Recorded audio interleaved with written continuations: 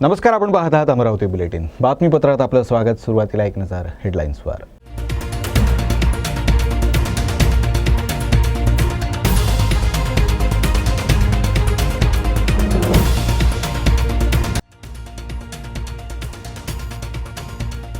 मुंबई उच्च न्यायालयाकडून राणा दाम्पत्याला दिलासा. मातोश्रीबाहेर करण्यात आलेल्या हनुमान चालीसा पठण प्रकरण सत्र न्यायालयाच्या कारवाईच्या आदेशांना उच्च न्यायालयाकडून स्थगिती. 21 फेब्रुवारीच्या सुनावणीपर्यंत आरोप निश्चिती सुरू न करण्याचेही दिले निर्देश.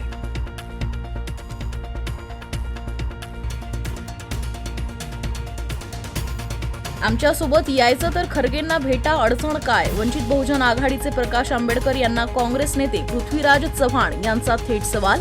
तुमच्याकडे आंबेडकर नावाचं वलय, तुम्ही राष्ट्रीय स्तरावर यायला हवं, चव्हाण यांचा सल्ला.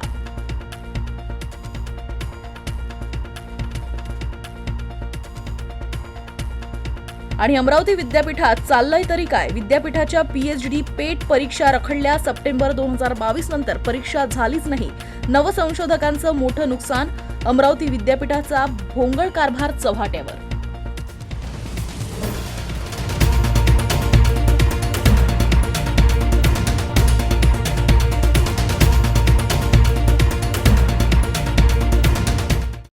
मुंबई उच्च न्यायालयाकडून मातोश्री बाहेर करण्यात आलेल्या हनुमान चालीसा पठण प्रकरणात खासदार नवनीत राणा आणि त्यांचे पती आमदार रवी राणा यांना दिलासा देण्यात आला आहे. मुंबई सत्र न्यायालयाकडून देण्यात आलेल्या कारवाईच्या आदेशांना उच्च न्यायालयानं स्थगिती दिली आहे. 21 फेब्रुवारीच्या पुढील सुनावणीपर्यंत आरोप निश्चितीची प्रक्रिया सुरू न करण्याचे निर्देश देखील उच्च न्यायालयाकडून विशेष सत्र न्यायालयाला देण्यात आले आहेत. अपक्ष खासदार नवनीत राणा आणि त्यांचे पती आमदार रवी राणा यांनी मुंबई सत्र न्यायालयात मातोश्री बाहेरील हनुमान चालीसा पठण प्रकरणातील गुन्हे रद्द करण्याची याचिका केली होती. ही याचिका विशेष सत्र न्यायालयाकडून फेटाळण्यात आली होती. मातोश्री बाहेरील हनुमान चालीसा पठण आंदोलन प्रकरणी नवनीत राणा आणि रवी राणा यांच्यावर गुन्हा दाखल करण्यात आला होता. हा गुन्हा रद्द करण्यासाठी राणा दाम्पत्यानं याचिका दाखल केली होती. ती याचिका कोर्टानं फेटाळली. FIR दाखल होण्यापूर्वीच केलेली अटक बेकायदेशीर असल्याचा राणांचा दावा होता. कोर्टानं हा दावा फेटाळला. महाविकास आघाडी सरकारच्या काळात राज्याचे माजी मुख्यमंत्री उद्धव ठाकरे यांच्या निवासस्थान असलेल्या मातोश्रीबाहेर हनुमान चालीसा पठण करण्याचं अमरावतीचे अपक्ष आमदार रवी राणा आणि खासदार पत्नी रवी राणा यांनी जाहीर केलं होतं. त्यांच्यासाठी मुंबईत दाखल झालेल्या राणा दाम्पत्याला कायदा आणि सुव्यवस्था बिघडवण्याचं काम करत असल्याचं सांगत मुंबई पोलिसांनी हे आंदोलन न करण्याबाबत CRPC कलम 192 अंतर्गत नोटीस बजावली होती. पोलिसांच्या नोटिशीनंतरही याबद्दल मीडियात प्रक्षोभक वक्तव्य करणाऱ्या राणा दाम्पत्याविरोधात मुंबई पोलिसांनी IPC कलम 153 34 37 सह मुंबई पोलीस कायदा 135 अंतर्गत गुन्हा दाखल केला होता. 21 फेब्रुवारीच्या पुढील सुनावणीपर्यंत आरोप निश्चितीची प्रक्रिया सुरू न करण्याचे निर्देश देखील उच्च न्यायालयाकडून विशेष सत्र न्यायालयाला देण्यात आले आहे. 2019 मध्ये वंचित बहुजन आघाडीमुळे 9 ठिकाणी काँग्रेसचे खासदार पडले आणि भाजपचे निवडून आले, हे वास्तव आहे. त्यामुळे असं काही प्रकाश आंबेडकरांनी करू नये. तुम्ही खरगेंना फोन केला तर तुम्हाला भेटायला कोण अडवणार आहे? तुम्ही कुणाच्या निमंत्रणाची वाट पाहताय, असा थेट सवाल काँग्रेस नेते पृथ्वीराज चव्हाण यांनी वंचित बहुजन आघाडीचे नेते ॲडव्होकेट प्रकाश आंबेडकरांना विचारला आहे. इंडिया आघाडी ही 28 पक्षाची आघाडी आहे. त्या पक्षाचे प्रमुख खडगे यांना त्यांनी नॉमिनेट केलेलं आहे. प्रकाशजी हे इंडिया आघाडीच्या सर्व नेत्यांना वैयक्तिक ओळखतात. तर त्यांना जर इंडिया आघाडीमध्ये यायचं असलं तर त्यांनी खडगेजींना एक भेटून सांगितलं पाहिजे, एखादं पत्र दिलं पाहिजे. पण ते आता निमंत्रणाची कुणाची वाट बघतात मला माहिती नाही. त्यांना मोदींना हरवायचं का नाही हा खरा प्रश्न. माझ्या माहितीप्रमाणे त्यांनी पाठवलेलं नाही, एक चुकीचं सांगते. मी एक पत्र पाहिलं, त्यांच्या कोणीतरी प्रवक्त्यांनी दिलेलं आहे. स्वतः त्यांना भेटायला काय अडचण आहे? ते एक नेते आहेत, 28 पक्षाच्या नेत्यांनी एकमेकाला भेटून केलेलं आहे, त्यांना भेटायला काय अडचण आहे? आणि त्यांनी आता ते शिवसेनेबद्दल चर्चा करतात, ती चर्चा एकदा संपली की काय झालं ते कळेल आपल्याला. मी माझ्या भाषणातही बोललो की प्रकाश आंबेडकर हे देशातले एक मोठे दलित नेते आहेत. त्या देशात त्यांच्या एकट्याकडं आंबेडकर हे नाव आहे. त्यांनी राष्ट्रीय राजकारणामध्ये सक्रिय झालं पाहिजे, त्यांनी संसदेमध्ये आलं पाहिजे. आमची प्रामाणिक इच्छा आहे. मी मुख्यमंत्री असतानाही आमचा प्रयत्न झाला. पण काय आहे की तरी अवास्तव जर मागणी झाली आणि मग जागा उभा केला त्याचा फायदा फक्त मोदींना होतो. मी वेळोवेळी सांगतोय की 2019च्या वंचितच्या उमेदवारीमुळं 9 ठिकाणी काँग्रेस आणि राष्ट्रवादीचे खासदार पडले आणि भाजपची निवडून आले. हे वास्तव आपल्यासमोर आहे. असं काही करू नये त्यांनी, अशी आमची प्रामाणिक इच्छा आहे. त्यांची जी काही इच्छा असेल, व्यावहारिक इच्छा असेल, ती मान्य केली पाहिजे अशी माझी स्पष्ट मत आहे. त्यांना आपल्यासोबत घेतलं पाहिजे. पण त्यांनी आडेवाडे घेणं, हे घेणं, सगळे मित्र आहेत ना. तुम्ही खडग्यांना फोन करून त्याच्याकडे जाऊन सांगायचं की मला यायचं, तर कोण अडचण करणार आहे? मोठा भाऊ काय नाही, मी सगळे समान आहोत. 28चे 28 लोक मी समान आहोत.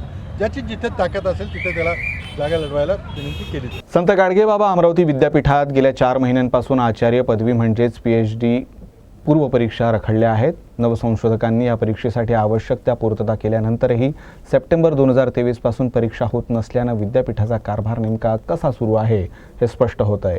याबाबत विद्यापीठातच दबक्या आवाजात उलटसुलट चर्चा रंगल्या आहेत.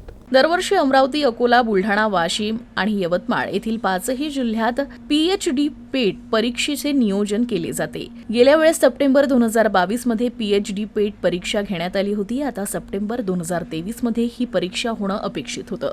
मात्र 4 महिन्यांपासून या परीक्षांचा कोणताही कार्यक्रम जाहीर झाला नाही. त्यामुळे सुमारे 6000 नवसंशोधकांना परीक्षांच्या तारखेची प्रतीक्षा आहे. अमरावती विद्यापीठाला कायमस्वरूपी कुलगुरू नसल्यानं महत्त्वाच्या फाईल पेंडिंग आहे. PhD पेट परीक्षा समान महत्त्वाचा विषय मार्गी लागत नसल्याचं आश्चर्य व्यक्त होत आहे.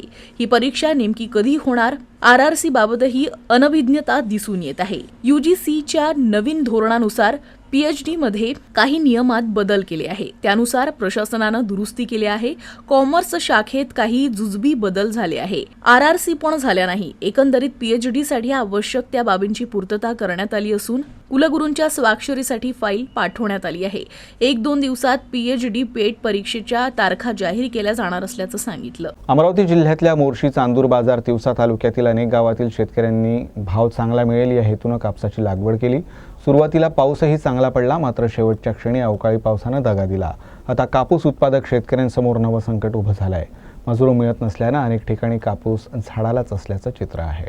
मजुरांअभावी शेतकरी कापूस वेचणी करू शकत नाही. त्यामुळे शेतकरी मोठ्या अडचणीत सापडले आहे. बऱ्याच शेतातील पहिल्या तोडणीचा कापूस झाडांना लटकला आहे. एकीकडे कापसाला भाव नाही.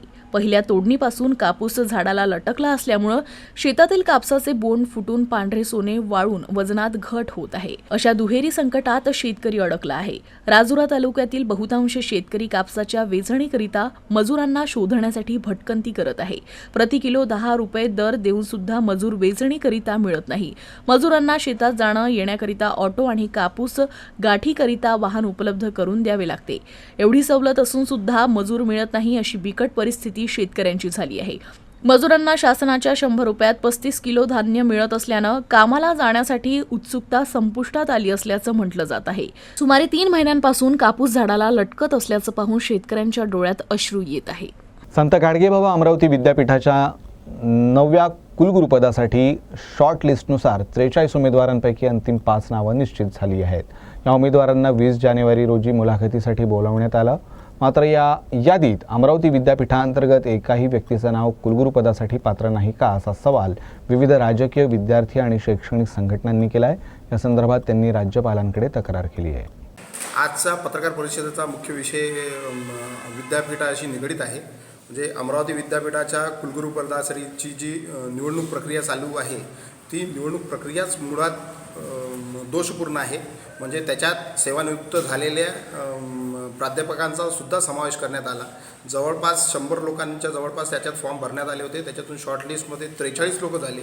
परंतु आपल्या म्हणजे तुम्हाला सर्व सांगायचं झालं तर भाजप आणि संघ परिवारांच्या जवळचेच लोक या कुलगुरूच्या पदावर बसले पाहिजे याच्याकरता जी लॉबिंग चालू आहे, त्यामध्ये मुख्य करून म्हणजे प्रसारमाध्यमाच्याच माध्यमातून डॉक्टर मिलिंद बाराहाते यांचं नाव सगळ्यात पहिल्या क्रमांकावर सांगण्यात येत आहे. म्हणजे कुठेतरी या नागपूरच्याच संघ लॉबी करून ही त्यांचं नाव सुचवण्यात आलं आणि त्यांनाच कुलगुरुपदाची, अमरावती कुलगुरुपदाची जबाबदारी देण्याचं ठरलं आहे असं कुठंतरी वाटत आहे.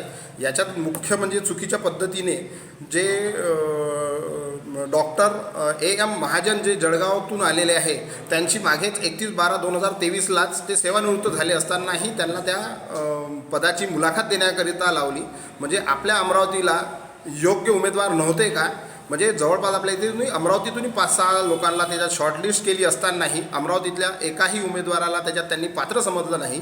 सगळे बाहेरच्या लोकांनाच त्याच्यात ते टाकण्याची पद्धत केली. मुख्य अट अशी की आता जवळपास याची जी बैठक झाली ती विद्यापीठाच्या जनरल फंडातून जी 20 ते 40 लाख रुपयाचा या मागे खर्च होत आहे तो विद्यार्थ्यांच्या सुविधाकरता उपयोगात आला असता.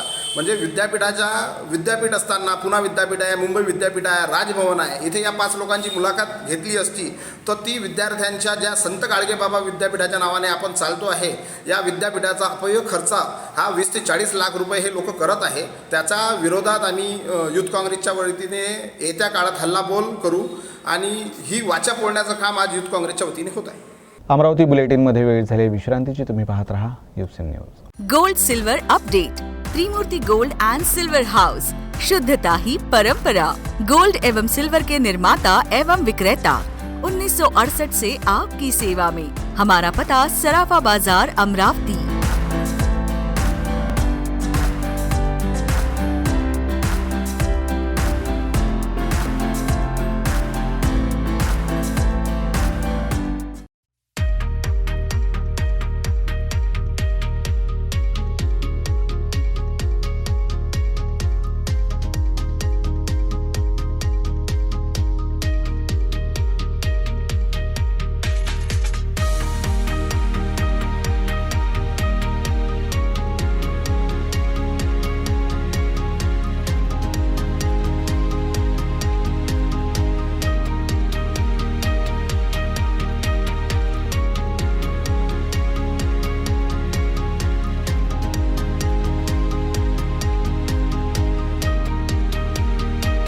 अमरावती जिल्हा आपत्ती व्यवस्थापन प्राधिकरणामार्फत जिल्हा आपत्ती व्यवस्थापन आराखडा कार्यशाळेचं आयोजन करण्यात आलं होतं.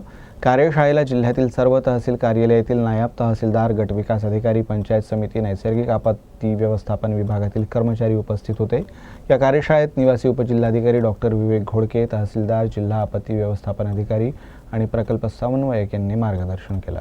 जिल्हाधिकारी कार्यालयामध्ये पार पडली आणि यामध्ये अमरावती जिल्ह्यातील सर्व 14 तालुक्यामधील तहसीलदार, BDO तसेच संबंधित यंत्रणांचे अधिकारीसुद्धा उपस्थित होते. आणि या बैठकीमध्ये, या कार्यशाळामध्ये जिल्ह्यामध्ये यापूर्वी ज्या आपत्ती आल्या किंवा भविष्यामध्ये ज्या आपत्ती येऊ शकतात अशा सर्व आपत्तीबाबत जी पूर्वतयारी असते, ज्याच्यामध्ये आराखड्याचा समावेश आहे आणि तो आपत्ती आल्यानंतरचा जो रिस्पॉन्स द्यायचा असतो तो रिस्पॉन्स टाईम कमीत कमी कसा असावा, तो कमी कसा करण्यात येईल, कसा करता येईल, याबाबतची उपाययोजना काय असू शकते. तर या सगळ्या बाबीवरती ती कार्यशाळा पार पडली आणि नजीकच्या काळामध्येच एक चांगला दर्जेदार असा आपत्ती व्यवस्थापन आराखडा बनवण्यासाठी आम्ही प्रयत्नरत आहोत. आणि असा आपत्ती व्यवस्थापन आराखडा बनल्यानंतर जे आपले मॉक ड्रिल वगैरे वेळोवेळी फील्डवरती चालू राहतात त्याच्या आधारे अमरावती जिल्ह्यामध्ये जर भविष्यात पुराचा त्याचप्रमाणे काही अपघाताच्या दुर्दैवाने जर घटना घडल्या तर त्यामध्ये मनुष्य आणि जीवितहानी कशी टाळता येईल किंवा ती कशी कमीत कमी करता येईल आणि त्याचप्रमाणे आर्थिक हानीसुद्धा कशा प्रकारे टाळता येईल या संबंधात एक चांगली उपाययोजना आम्ही करू शकणार. अमरावती जिल्ह्यात 2 ट्रॅव्हल्स बसेस नंबर प्लेट बदलून धावत असल्याच्या गुप्त माहितीच्या आधारे RTOनं कारवाई करत वझ्झर नाक्यावर या 2 बसेस ताब्यात घेतल्या. RTOतर्फे पुढील तपास सुरू आहे. 2 ट्रॅव्हल्स बसेस नंबर प्लेट बदलून धावत असल्याची गुप्त माहिती सहाय्यक प्रादेशिक परिवहन अधिकारी सिद्धार्थ ठोके यांना मिळाली होती. त्यांनी संपूर्ण अमरावती जिल्ह्यात RTOच्या चेकपोस्ट, चेकपॉईंट आणि भरारी पथकामार्फत या बसेसचा शोध घेण्याचे आदेश दिले होते. या ट्रॅव्हल्स बसेस नागपूर मार्गे इंदोर इथं जाण्याकरता निघाल्या होत्या. मात्र RTOच्या वझ्झर येथील नाक्यावर दोन्ही बसेसला अडवून कागदपत्रांची मागणी केली असता वाहनचालकांनी दाखवलेली कागदपत्रे बनावट असल्याचं निदर्शनास आलं. दोन्ही बसचालकांना याबाबत विचारणा केली असता त्यांनी कुठलीही माहिती समाधानकारक न दिल्यानं दोन्ही ट्रॅव्हल्स बसेस ताब्यात घेऊन परतवाडा आगार बसस्थानक इथं जमा करण्यात आल्या. दोन्ही ट्रॅव्हल्स बसेसच्या चेसिस नंबरवरून निरीक्षण केलं असता बसला दुसरी नंबर प्लेट बसवण्यात आल्याचं निदर्शनास आलं. ही बस प्रियंका बागडी नागपूर यांच्या नावानं असल्याचं आढळून आलं. दुसऱ्या बसला ही चुकीची नंबर प्लेट बसवण्यात आली होती. या बसच्या मालकाचा शोध सुरू आहे. पहिल्या वाहनावर 31 ऑक्टोबर 2017 पासून कर थकीत असल्याचं निदर्शनास आलंय. कर चुकवेगिरीच्या उद्देशाने या वाहनांचे नंबर प्लेट बदलून दोन्ही ट्रॅव्हल्स बसेस इतर राज्यात वळती करण्यात येत होती काय, याबाबत शंका व्यक्त केल्या जाते आहे. अमरावती मनपाच्या मालमत्ता करवाढी विरोधात आता अमरावती काँग्रेस चांगलीच आक्रमक झाली आहे. मनपाच्या 5ही झोन कार्यालयावर काँग्रेसने सर्वसामान्य नागरिकांना घेऊन हल्लाबोल आंदोलन केलं. मालमत्ता करवाढी विरोधात मनपाच्या झोन कार्यालयावर काँग्रेस नेते डॉक्टर सुनील देशमुख यांच्या नेतृत्वाखाली हल्लाबोल आंदोलन करत जोरदार घोषणाबाजी करण्यात आली. अमरावती शहरात अतिरिक्त मालमत्ता कर लागू केल्यानं काँग्रेससोबतच अनेक संघटनांनी आंदोलन केलं. मात्र अद्यापही यावर काही निर्णय न झाल्यानं काँग्रेस पुन्हा आक्रमक झाली. अतिरिक्त लागू केलेला मालमत्ता कर रद्द करण्याची मागणी यावेळी आंदोलकांनी केली. सोबतच येत्या 7 दिवसात करवाढ रद्द केली नाही तर यापेक्षा तीव्र आंदोलन करण्याचा इशारा दिला. मालमत्ता कर भारतीय जनता पार्टी आणि महानगरपालिका प्रशासनाचा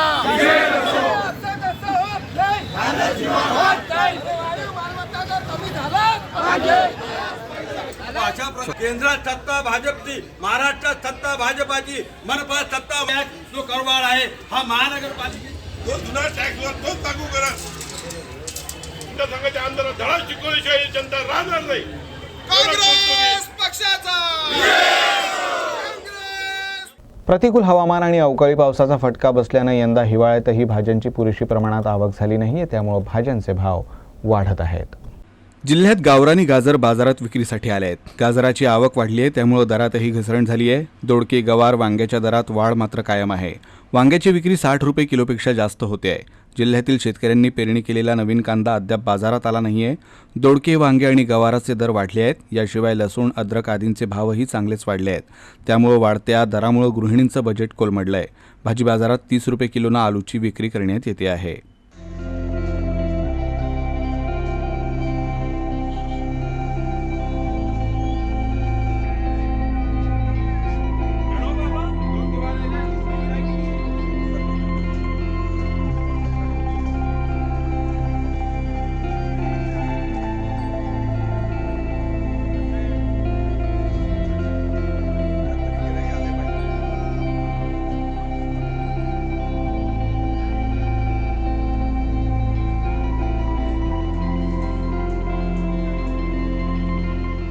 यवतमाळ जिल्ह्यात इंटेलिजन्स ब्युरोतर्फे मोठी कारवाई करण्यात आली. पांढरकवडा येथील 2 तरुणांना दहशतवादी संघटनांशी संबंध असल्याच्या संशयातून ताब्यात घेण्यात आलं. पांढरकवडा येथून एक ट्रक जम्मू काश्मीरकडे जात असल्याची गुप्त माहिती गुप्तचर विभागाला मिळाली. या माहितीच्या आधारे नागपुरातून केंद्रीय गुप्तचर विभागाचं पथक यवतमाळला दाखल झालं. पथकाच्या अधिकाऱ्यांनी यवतमाळचे पोलीस अधीक्षक डॉक्टर पवन बनसोड यांनाही याबाबत माहिती दिली होती. डॉक्टर पवन बनसोड यांनी तात्काळ यवतमाळ पोलिसांच्या स्थानिक गुन्हे शाखेचं पथक आयबीच्या मदतीला पाठवले. यानंतर आयबी आणि यवतमाळ पोलिसांच्या संयुक्त पथकानं पाटण बोरीजवळ संशयास्पद ट्रक थांबवून त्याची झडती घेतली आणि 2 संशयित तरुणांना अटक केली. जप्त करण्यात आलेल्या ट्रकची जम्मू काश्मीर पासिंग असल्याची प्राथमिक माहिती आहे. गुप्तचर संस्थेच्या या कारवाईचा दहशतवादी घटनेशी संबंध असल्याची भीती व्यक्त केली जात आहे. ताब्यात घेतलेल्या दोन्ही तरुणांची कसून चौकशी करण्यात येत आहे. या संदर्भात कोणतीही अधिकृत प्रतिक्रिया देण्यास तपास अधिकाऱ्यांनी नकार दिला. शेवटी पुन्हा एकदा ठळक घडामोडी.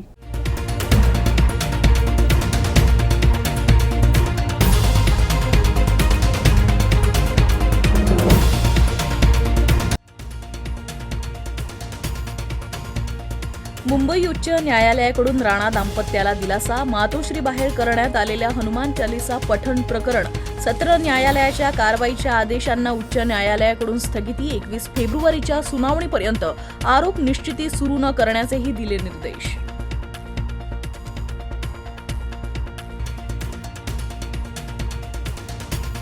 आमच्यासोबत यायचं तर खरगेंना भेटा, अडचण काय? वंचित बहुजन आघाडीचे प्रकाश आंबेडकर यांना काँग्रेस नेते पृथ्वीराज चव्हाण यांचा थेट सवाल. तुमच्याकडे आंबेडकर नावाचं वलय, तुम्ही राष्ट्रीय स्तरावर यायला हवं, चव्हाण यांचा सल्ला.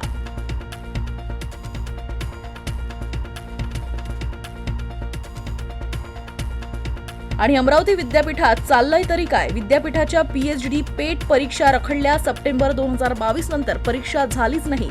नवसंशोधकांचं मोठं नुकसान. अमरावती विद्यापीठाचा भोंगळ कारभार चव्हाट्यावर.